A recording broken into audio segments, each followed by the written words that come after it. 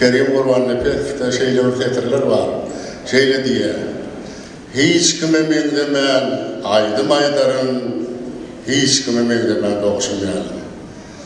Kampaditır ol, şakir ol, suğrotkeş ol, tuğtarçı ol.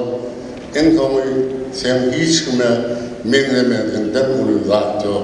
Sebebi sen olup geliyordun. Aman boğuşutuk olup geliyordun. Onun için ben amanı kutlayan, aman öz oluşlardan oğuy bağışı, ben aman katken yıllar verten yan, yani dün yakınına, dünyanın yakınına, Türkmenistan adetinde aman hakkında makale çıkarttır. Sonra Sakı Halife öyle bağlanışıklı bir yağdayın kurulun edilgen Sakı Halife amanı deyip de eline kayık yalıklarını. Sakı bağışa onu liderime kıymeteli. Onu liderime kat kıymeteli. Sebebi Sakı bağışayalı adamlar ömrünü öz halkına bağışlan, şu toprak bilen bitişen, vatan bilen, yurt bilen bir buğra öğrenen adamlar. Ondan yeniden bir bağlanışık buradaydan şu amanatı değişti, ehli kadanlara da, ehli kampaliterlere de değişti. Sakıcık var, ölüm yaslanına yatırka, biz 3 adım olup soramağa vardık. Yağdayı beteken, ödem yerinden turup bilene, düşökte yatır, bir kaptanını da Bobul Sultan atıyor.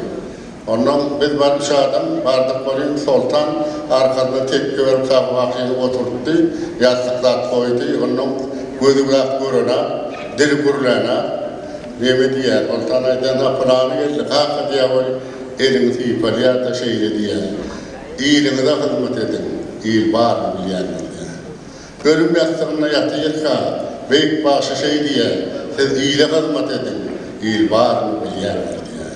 Şonun onu söz yok. Amanın ömrüne iyiliğine hizmet edip gelen adam. Şeyden mudayalak 70 yaşa yetiptir. Şeyden Türkmenistan'ın halk bağışısı diyen avreli adı yetiptir. Bağışılar, şahirler, sadanlar, ummasın vadı dakıllı adamlar hemişe vatan hakkında yadıyarlar. Vatan hakkında yadıyarlar. Olaydım o hiç vakit oturma yok. Sebebi şu toprağın, şu vatanın toprağı hakkında yatsağım. Şu toprağın oğudan gelmeyiciler hakkında yatsağım. Şu toprağın gerçek büyükleri hakkında yatsağım. Bağırır hemmecesi Büyük Türkmenistan hakkında.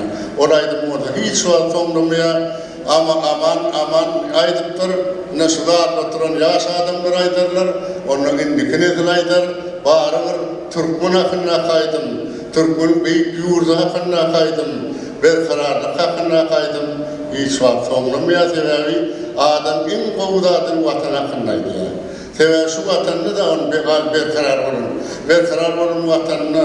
Şunu bakıp eden fırsatlarda, şunun acap devranlarında onun ömrü var. Şunun için ya bağışlar, şahirler, suğratkeşler hemişe büyük vatanın aydınlaydılar. Şimdi ben sözüm uzatmadığı için amanı jubileyleri kutlap bir geçici koşkoma kaklara yayınlar. Eğer şahir deyip çağıramazsan, onun bir geçici koşkoma karşı elbet olmaz mukadiyen. Yurdum, Tanrı'nın nazar salan diyarı, yazlarım ol, kışlarım ol, sabahım ol, Oğul Han'ın korkun atan duvami, Türkmen ilim, sen aman ol. Kapıyın açıp, kapıyın açıp, Oğuna çıkan sana, doğduğuma bereket, sağda hem dana, sen ertire var ya, kökürüp düğüne, cahan yollarına, yaş karam ol. Akbalın götürdük, devran sürü yayına, beyik mağtım olu, ruhu keven, sağlarına mayıl, dilime kurban, benim zıvanımda, yalnız doğam ol. Ananın ben duruna aşık yadım büyüdüme, koşulup karşıp bittim yadına, aydım yadıp şehrim buldum doğduma, aranmaz midemez avat dünyam ol. Doğun gelye, doğun didarım güze, Türkmenim gül yüzü, ocak hem ansap, köpek dağı, karab ocaklar, sen doğam ol. Oğul ahır doğam ol. Koy bizim oğudan yurdumuz, oğul ahır doğam olsun.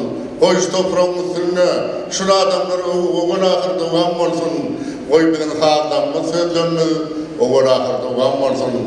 Dünyada Türkmen marka, dünya arkanda Türkmenistan artı vatanın marka, arkanda Türkmen yal halkın marka, aman yal hemişe belet dualarının aymayıp olur. Sağ olun.